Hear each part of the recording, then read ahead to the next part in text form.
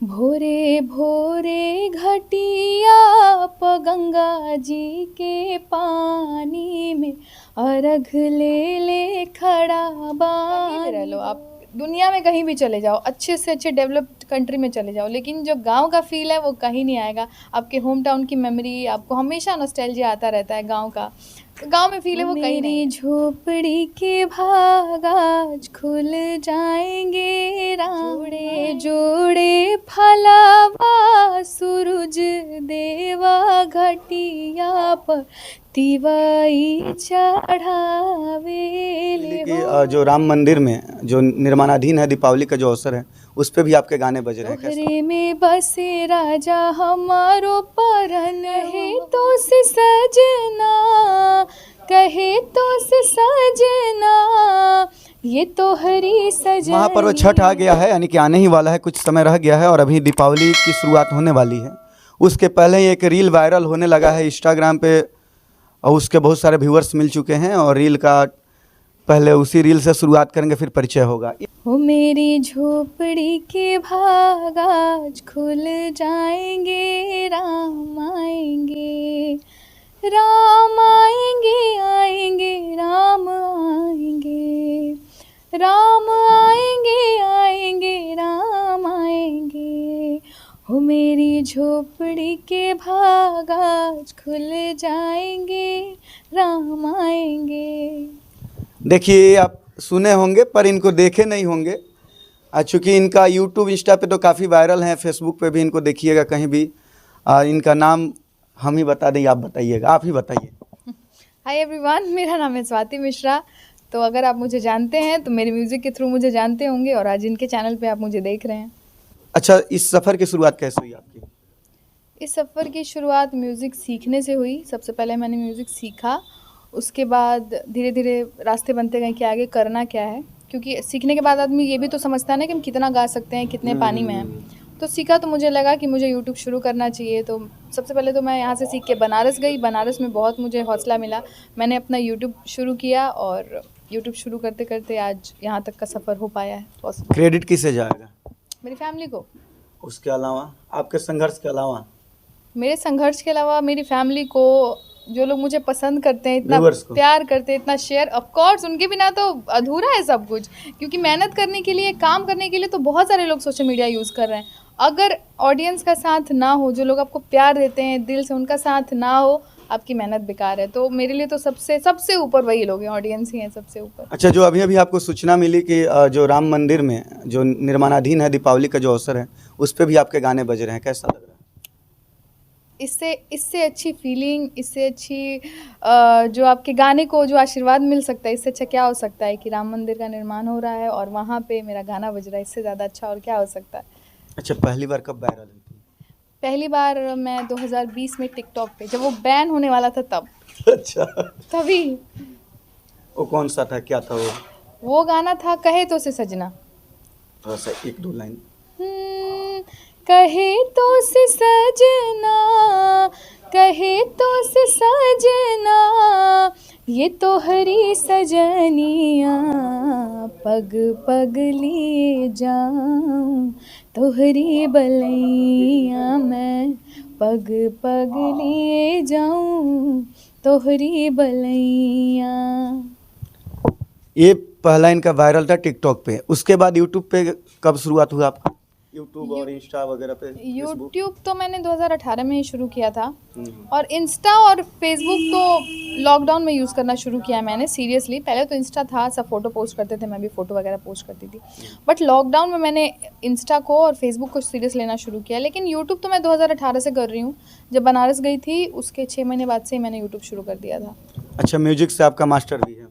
हाँ, मास्टर्स अभी कंप्लीट हुआ है मेरा मुंबई से। अच्छा, सबसे बड़ी बात है कि खास करके जो परंपरागत गीत है उसको छोड़कर लोग वायरल होना चाहते हैं और हो भी जाते हैं, और वो अश्लील गीतों का इस्तेमाल करके वो वायरल होते हैं ज़्यादातर लोग।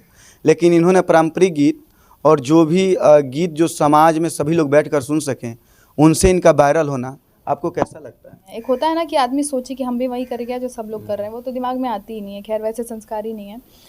लेकिन ये तो बहुत अच्छी बात है कि लोग जो भी मैं गीत डालती हूँ, जैसे मेरा भोजपुरी चैनल भी है, उस पे भी मैं भोजपुरी के गीत डालती हूँ। अभी 2-3 महीने पहले मैंने शुरू किया है भोजपुरी के उद्धार के लिए। भोजपुरी अच्छा। के लोग जुड़े, अच्छे लोग अच्छे गाने सुने उसके लिए। उसका भी एक सॉन्ग मेरा इंस्टा पे वायरल चल रहा है, तोहरे में बसे राजा हमरो परनवा।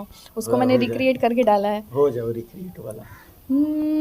तोहरे में बसे राजा हमारो परनवा हो, रात दिन रहे बस तोहरे ध्यानवा। हो मन झूमे नाचे गावे जब तोहरा के पावे, बड़ा नीक लागे राजा तोरा संगवा हो। कबहू ना हाथ छूटे हमरा सजन से, साथ रहे उनके हर जन्मवा हो। हम पूछना चाहते हैं कि जो छठ पर्व के बहुत सारे गीत हैं, आप गाई भी हैं, उसमें आपका फेवरेट कौन सा है? सबसे मेरा फेवरेट है, एक ही चुनना है। एक ही चुनना है, एक ही चुनना है। वे जोड़े जोड़े फलवा।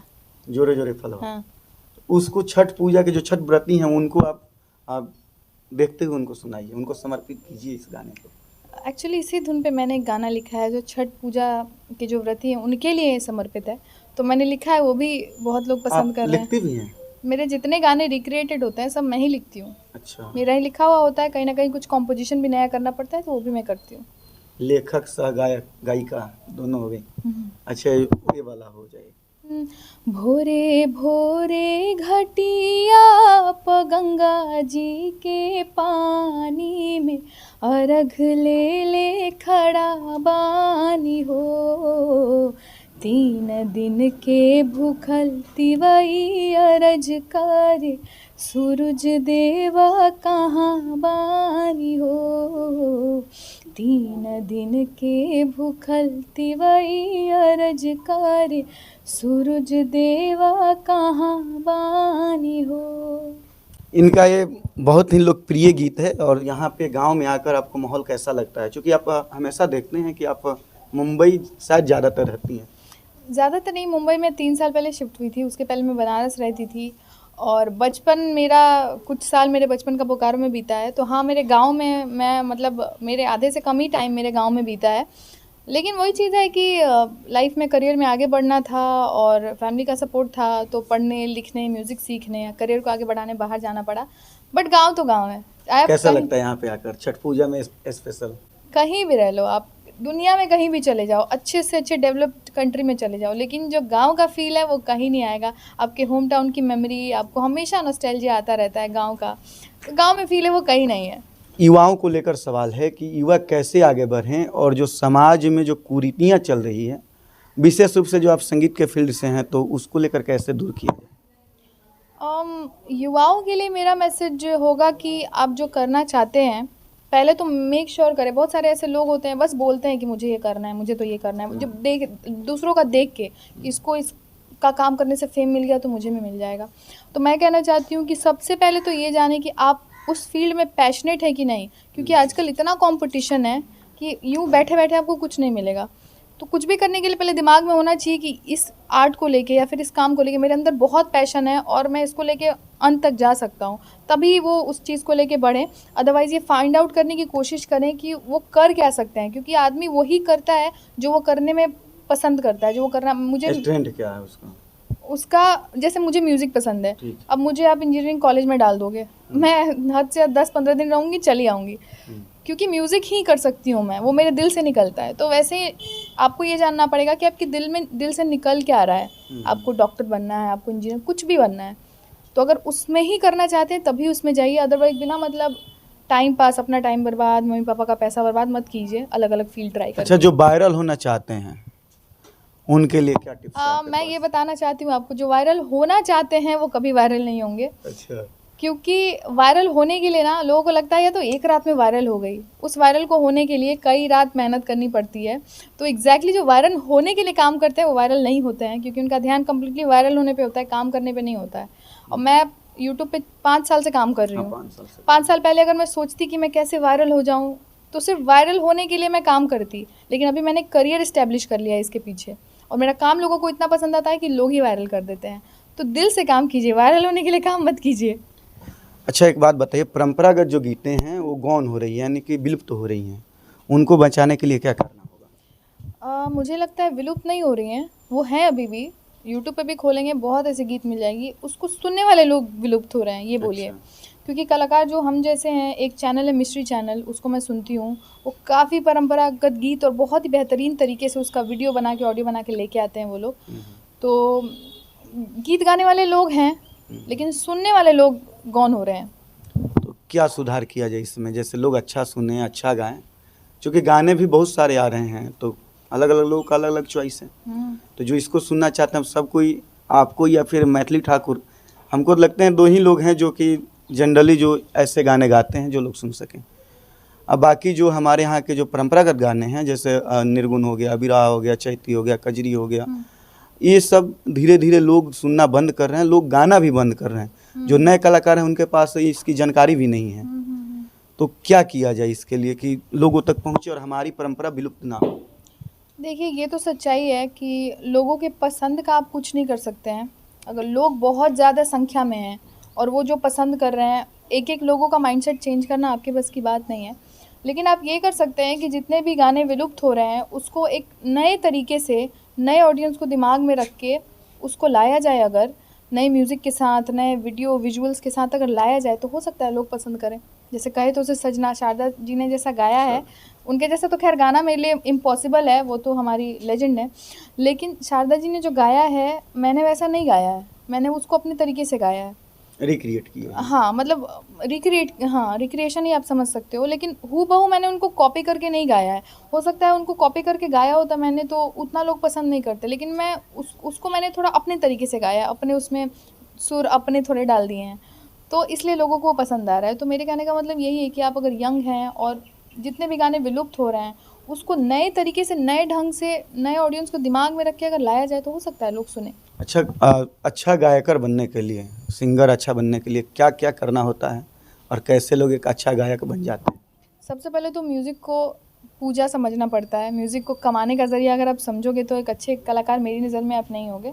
सबसे पहले म्यूज़िक को अपना वर्शिप समझिए, अपनी पूजा समझिए। उसके बाद म्यूज़िक सीखिए, अपने आप को थोड़ा टाइम दीजिए, और जब आपको लगे कि हाँ, इतना तो सीख गया हूँ कि लोगों के सामने गा सकता हूँ, फिर गाइए लोगों के सामने, मेहनत कीजिए, उस पे काम कीजिए, तो कुछ भी पॉसिबल होगा। फिर मंचों पे जाइए।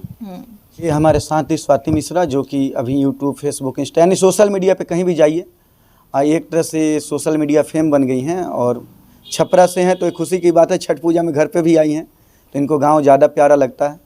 तो इन सब बातों को मिलाकर स्वाति मिश्रा का बहुत बहुत आभार रहेगा कि इन्होंने समय दिया, और छठ पूजा को लेकर आपको विशेष शुभकामना रहेगी। जाते जाते अंत में कुछ गुनगुनाइए, जो आपका फेवरेट हो। छठ पूजा कोई मतलब पाबंदी नहीं है कि आपको क्या गाना है, जो आपका सबसे फेवरेट सॉन्ग हो, और इसमें भी एक ही सिलेक्ट करना है आपको।